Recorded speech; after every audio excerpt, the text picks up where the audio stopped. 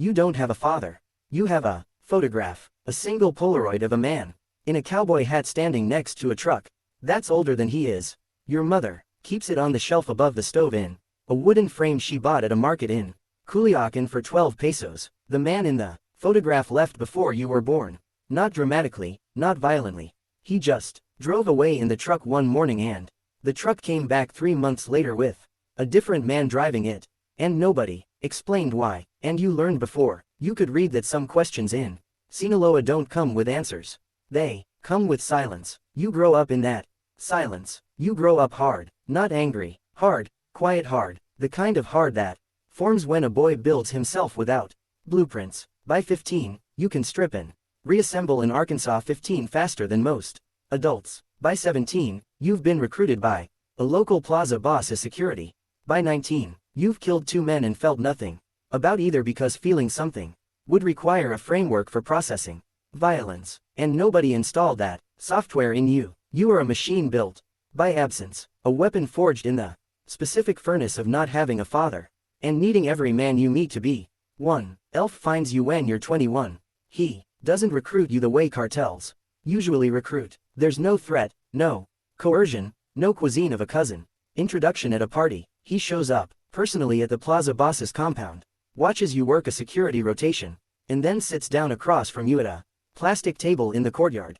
He's in his 50s, silver hair, a face that looks like it was carved by a man who'd seen everything twice and decided most of it was boring. He wears no jewelry, no flashy clothes, no visible weapon. He looks like a retired professor who got lost on the way to a lecture. He is the most wanted drug lord in the Western Hemisphere. Interpol has a $40 million bounty on his head. The DEA has an entire task force dedicated to his capture. 3 governments have formally requested his extradition, and he's sitting across from you drinking a Coca-Cola from a glass bottle asking about your mother. He offers you the position the way a man offers a handshake. Simply directly personal. Bodyguard 24 hours a day, 7 days a week. You eat with him. You sleep in the room adjacent to his. You taste his food before he eats it. You check his vehicles before he enters them. You become the last layer between his body and every government, rival, and opportunist on the planet who wants him in a box. The pay is $10,000 a month, which is more money than your mother has seen in her lifetime. You accept, not for the money, for the way he looked at you when he asked, like he saw something worth investing in. Nobody has ever looked at you like that. The photograph above the stove never looked at you at all. The first 2 years are training and testing. He doesn't trust easily. He trusts in layers, each one unlocked by a specific demonstration of competence and loyalty. Layer 1 is professional. You prove you can do the job. You redesign his security protocols, identify vulnerabilities in his compound's perimeter, and implement a rotating vehicle system that makes tracking his movements nearly impossible. Layer 2 is personal. He begins talking to you during meals, not about business, about philosophy, about history. He tells you about Simón Bolívar, about the Roman Empire, about the specific mathematics of power, and how empires fall not from external assault, but from internal fracture. He gives you books, actual physical books, Marcus Aurelius, Sun Tzu, Garcia Marquez. You read them because he asks you to, and then you discuss them over dinner in safe houses that change every 72 hours. He is educating you, not academically, architecturally. He is building a mind inside the weapon, and the weapon doesn't resist because the weapon has been waiting its entire life for someone to bother. Layer 3 is emotional. This one unlocks slowly over years. He tells you about his childhood, a farm in the Sierra Madre, a father who grew corn and died in debt, a mother who sold tamales at a roadside stand until her hands were permanently stained with masa. He tells you he built the empire, not for money, but for the specific dignity of never watching someone he loves work themselves to death for nothing. You tell him about the photograph, about the truck, about the silence. He listens the way no one in your life has ever listened. Without interruption, without advice, without the performative sympathy that people offer when they don't actually care. But social protocol requires them to make a face. He just listens. And when you're done, he says one thing. He says, "A father is not the man who leaves. A father is the man who stays." He puts his hand on your shoulder. The weight of it is the most important thing you've ever felt. You are 24 years old and this is the first time a man has touched you with something that isn't violence. Over the next 6 years, you saved his life 4 times. The first is a car bomb in Guadalajara that you detect because the chassis sits 2 centimeters lower than standard, and your eye is trained to see what normal people miss. The second is a sniper in Mazatlan. You see the glint on a rooftop 300 meters out. Pull Elf to the ground and the round hits the wall where his head was a half second earlier. The third is a poisoning attempt by a cook who was turned by the dia. You catch it because the color of the soup is slightly off and you've been tasting his food for 4 years and your palate has become a forensic instrument calibrated to detect anomalies in seasoning. The fourth is an ambush on a mountain road. 3 trucks, 12 gunmen. You kill 5 and drive through the remaining fire with a shattered windshield and 2 rounds in your left arm. At the hospital, afterward, Elf sits beside your bed and holds your hand while the doctor removes the bullets without anesthesia because the nearest hospital is compromised and you're in a veterinary clinic in the mountains. He doesn't leave the room.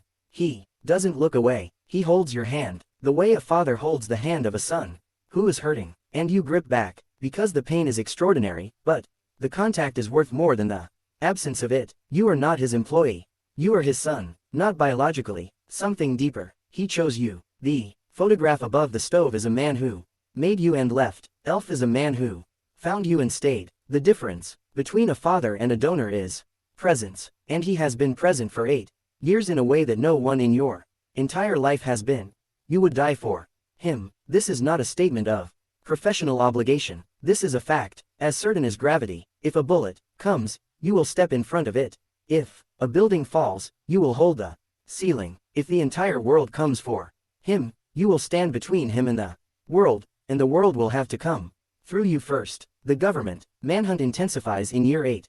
Commandant Reyes of the Mexican Marines has been assigned to lead the task force. He's relentless, methodical, and has a reputation for being impossible to bribe. Informants are picked off. Safe houses are raided. The circle tightens. Every week, Elf moves constantly. You move with him. Mountain cabins, ranch, houses, apartments in small towns where nobody asks questions because the rent is paid in cash, and the landlord understands that curiosity in Sinaloa has a very short shelf life. You can feel the end approaching the way animals feel a storm. Something in the pressure changes. The air gets heavier. The silences between Elfie's sentences get longer. He starts giving away personal items. His watch to a lieutenant, a first edition book to a cousin, the rosary his mother gave him to a priest in a village church. You recognize the pattern because you've studied enough history with him to know what a man does when he's organizing his legacy. He's not preparing to fight, he's preparing to end. The final night comes on a Tuesday. You're in a compound in the mountains south of Durango. It's quiet, too quiet. You feel it in your spine. Before you hear it, the helicopters, 3 of them, Blackhawks, military. The perimeter alarms trip. Your security team reports vehicles approaching from 2 directions. Marines, dozens of them. This is not a probe or a patrol. This is the raid, the one you've spent 8 years preparing for and praying would never come. You grab Elf. You move him toward the tunnel system you built beneath the compound. It exits 800 meters away in a drainage channel that leads to a backup vehicle. You've rehearsed this route 40 times. Every step is memorized. Every contingency is planned. You are the architect of his survival, and this is the building you were born to construct. The Marines breach the north wall. Gunfire erupts. Your security team engages, but they're outgunned, and they know it. 2 of your men go down in the first exchange. You push Elf into the tunnel entrance. He moves slowly, not from age, from something else, something you don't have time to identify. You follow him into the tunnel. The sounds above are muffled now, concrete and earth between you and the assault. You guide him through the darkness. 400 meters in, you hear boots behind you. They found the tunnel. You turn. You tell him to keep moving. You'll hold the line. He stops. He looks at you in the dim light. His face is the face of the man who sat across from you at a plastic table 8 years ago and saw something worth investing in. His eyes are wet. You've never seen that before. In 8 years, through bombings and ambushes and betrayals and loss, you have never seen moisture in those eyes. He puts his hand on your face, the same hand that gripped yours in the veterinary clinic. The same weight, the same warmth. He says, your name, not your code name, not your operational alias, your actual name, the one your mother gave you, the one that's on the birth certificate in the drawer, next to the photograph of the man who left. He says it softly, like a prayer, like an apology. Then he pulls out a phone. He dials a number. He speaks 2 words. I'm here. The gunfire above stops, not gradually, immediately, like someone pressed mute on the entire operation. The boots behind you in the tunnel stop advancing. Silence. A silence you recognize because you grew up in it. The silence of things that don't come with answers. Light floods the tunnel from both ends. Soldiers, but they're not firing. They're standing down. Commandant Reyes walks toward you. From the compound end, he's calm, unhurried. He walks past you like your furniture. He reaches Elf. They shake hands, not like enemies, like colleagues. Concluding a long project, Reyes says something about an extraction timeline. Elf nods. They speak in the shorthand of men who have been communicating for a very long time. You're on the ground. You don't remember falling. The 2 rounds from the earlier firefight have opened something inside your abdomen that is leaking faster than your body can compensate for. You look up at Elf. You try to understand what you're seeing, and then it assembles slowly, piece by piece, the way a photograph develops in a dark room. He's been talking to them for years. The raids that destroyed his rivals, the busts that eliminated his competition, the close calls that built your legend as his protector. All of it was coordinated. He fed them intelligence. They fed him immunity. Every cartel boss who fell in the last decade fell because the most wanted man in the hemisphere was on the government's payroll the entire time. The manhunt was real for the cameras. Behind the cameras, it was a partnership. He wasn't running from Commandant Reyes. He was running toward him. Every safe house you moved him to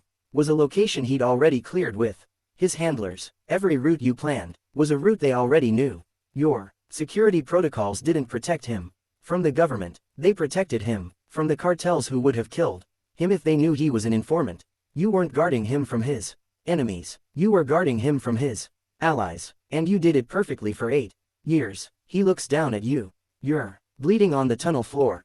The soldiers don't help you because their orders classify you as hostile. To them, you're a cartel enforcer. To the operation, you're a loose end. To the man standing above you, you're the proof. The living evidence that his cover was authentic. No informant would have a bodyguard willing to die for him, unless the bodyguard genuinely believed your loyalty was the product he sold to the government to demonstrate that his operation was real, his cover was intact, and his intelligence was trustworthy. Every time you stopped a bullet, you validated his legend. Every time you bled, you authenticated his value. You weren't his son, you were his credential. He walks toward the soldiers. Reyes hands him a jacket, a clean one, no insignia, the uniform of a man about to board a plane to a country that doesn't extradite and start a life funded by a government pension. In the gratitude of 3 intelligence agencies, he doesn't look back. The man who said a father is the man who stays walks out of the tunnel and leaves you on the floor. And the distance between his back and your body is the exact same distance between a truck driving away and a boy who never got an explanation. You came into this world reaching for a man who left. You are leaving it the same way.